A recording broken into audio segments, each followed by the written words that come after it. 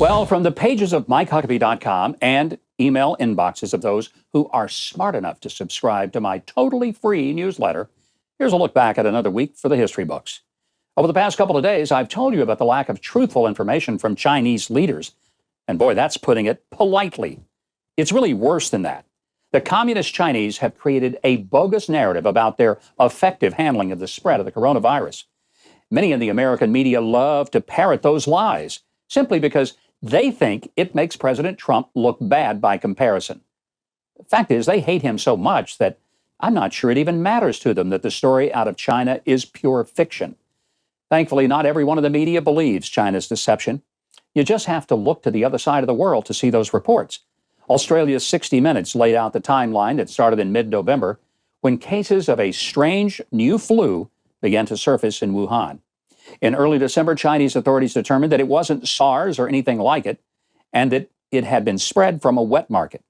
Now, anyone who suggested otherwise was suppressed, according to the infectious disease expert Laurie Garrett, interviewed on this 60 Minutes program. An official announcement didn't come until New Year's Eve. Chinese authorities said they had closed the market and stopped the spread. They also said that there was no human-to-human transmission. Dr. Garrett says this was a deliberate lie, that by then they knew they were seeing cases and they knew they had no connection with the market whatsoever. Dr. Garrett goes on to talk about the physician who tried to warn the world and who has since died of the virus. He was among a group of 8 doctors who were called in and forced to sign statements declaring themselves liars. The report goes on with a shocking timeline contrasting China's official statements with what they really knew about the virus.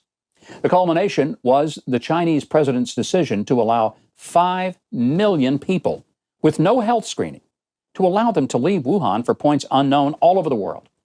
Since then, another doctor, the head of emergency at Wuhan Central Hospital, who tried to expose the deception, simply has disappeared. Isn't totalitarianism great? Now, before our next item, if you haven't subscribed to the channel yet, go ahead and hit the bright red subscribe button below. Then hit the notification bell right next to it. And why don't you hit the like button while you're at it if you're enjoying this video so far. All right, we're going to go to the mailbox, and Keith Bilbrey is going to tell us what's in our mailbox. What's in there, Keith? Well, first of all, we have Neil from Cherokee, Alabama, who writes, I really enjoy your show. Watch it all the time. Just wondering, what are the chances the Democrats will take all 3 branches of government in 2020? Let's hope none. I honestly don't think it's likely that they will take all 3 branches. I think they could lose all 3 branches. I'm praying for that just based on the way they've handled the last couple of issues like impeachment and the coronavirus. Well, this comes from a retired U.S. Navy sailor named William. Should we ask President Trump to order flags to half-staff to honor all Americans killed and infected by the coronavirus for the duration of the pandemic? Well, I got no problem with it, but I kind of like for the flag at half-staff to be used for those rare, and I mean rare occasions, when we lose a statesman, when we lose someone of consequence from the military. But there may come a time when that's appropriate. But it's a nice idea, and I appreciate your sending it.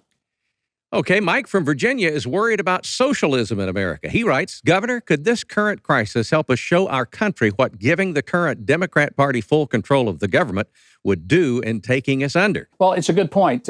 Usually where there's a shortage of basic necessities like toilet paper, it's in socialist countries.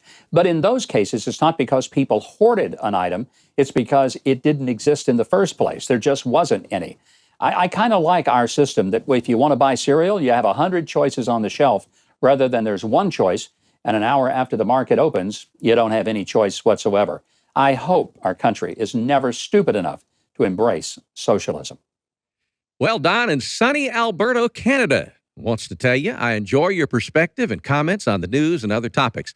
There are probably more Canadians watching you than you'd guess. That would make me happy to know that. We are happy to have our friends in Canada watching and hope that you will always feel free to consider yourself a part of our television family. We love hearing from you.